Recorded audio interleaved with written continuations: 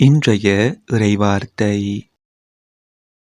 திருத்துதர் யோவான் எழுதிய முதல் திருமுகத்தில் இருந்து வாசகம்.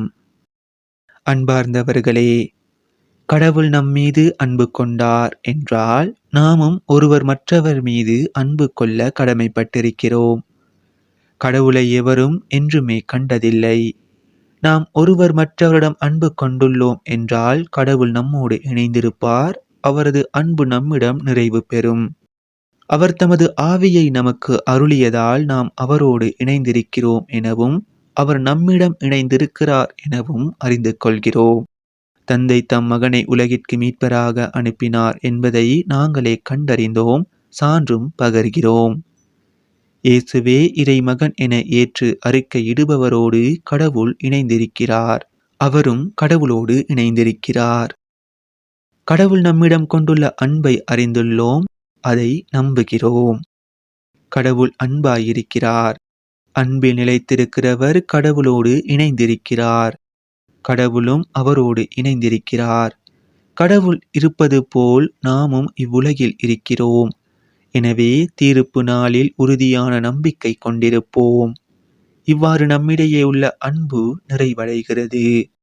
அன்பில் அச்சத்திற்கு இடமில்லை, மாறாக நிறையன்பு அச்சத்தை அகற்றிவிடும். ஏனெனில் அச்சத்தில் தண்டனை உணர்வு அடங்கியுள்ளது. அச்சம் கொண்டுள்ளவரிடம் அன்பு முழு நிறைவு அடையாது. இது ஆண்டவர் வழங்கும் அருள்வாக்கு. இறைவா உமக்கு நன்றி. இன்றைய தினத்துக்கு உரிய நற்செய்தி வாசகம். மாற்கு எழுதிய தூய நற்செய்தியில் இருந்து. 5000 பேர் உணவு உண்ட பின் இயேசு கூட்டத்தினரை அனுப்பி கொண்டிருந்தார். அப்பொழுது தம் சீடரையும் உடனே படகேறி தமக்கு முன் அக்கரையிலுள்ள பெத்சாய்தாவுக்கு செல்லுமாறு அவர் கட்டாயப்படுத்தினார். அவர் அவர்களிடமிருந்து விடை பெற்று கொண்டு இறைவனிடம் வேண்டுவதற்காக ஒரு மலைக்கு சென்றார். பொழுது சாய்ந்த பிறகும் படகு நடுக்கடலில் இருந்தது. ஆனால் அவர் தனியே கரையில் இருந்தார். அப்போது எதிர்காற்று அடித்தது. சீடர்கள் தண்டு வலிக்க பெரிதும் வருந்துவதைக் கண்ட அவர் கடல் மீது நடந்து அவர்களை நோக்கி வந்தார். அவர்களை கடந்து செல்ல விரும்பினார். அப்போது ஏறக்குறைய 4ஆம் காவல் வேளை. அவர் கடல் மீது நடப்பதைக் கண்டு அது பேய் என்று எண்ணி அவர்கள் அலறினார்கள். ஏனெனில் எல்லாருமே அவரை கண்டு அஞ்சி கலங்கினர். உடனே இயேசு அவர்களிடம் பேசினார். துணிவோடு இருங்கள், நான் தான், அஞ்சாதீர்கள் என்றார். பிறகு அவர்களோடு படகில் ஏறினார். காற்று அடங்கியது.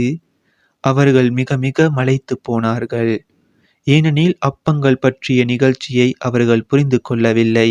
அவர்கள் உள்ளம் மழுங்கி போயிருந்தது. இது நம் கிறிஸ்து இயேசு வழங்கும் வாழ்வு தரும் நற்செய்தி. கிறிஸ்துவே உமக்கு புகழ்.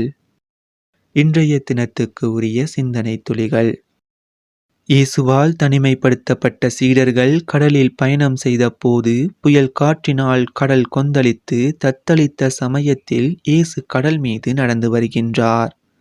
இயேசுவை பேய் என்று கருதி பயத்தில் அஞ்சிய சீடர்களை பார்த்து இயேசு, நான் தான், துணிவோடு இருங்கள், அஞ்சாதீர்கள் என்று தேற்றுகின்றார்.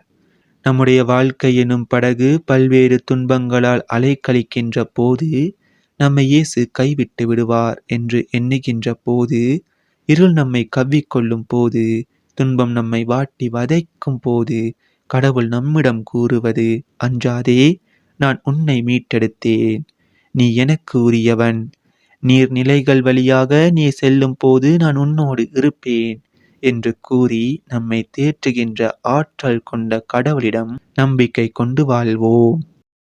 அன்றன்றைக்கான இறை வார்த்தைகளையும் நற்செய்தி வாசகங்களையும் சிந்தனை துளிகளையும் பெற்றுக்கொள்ள நம் சேனலை சப்ஸ்கிரைப் செய்து கொள்ளுங்கள்.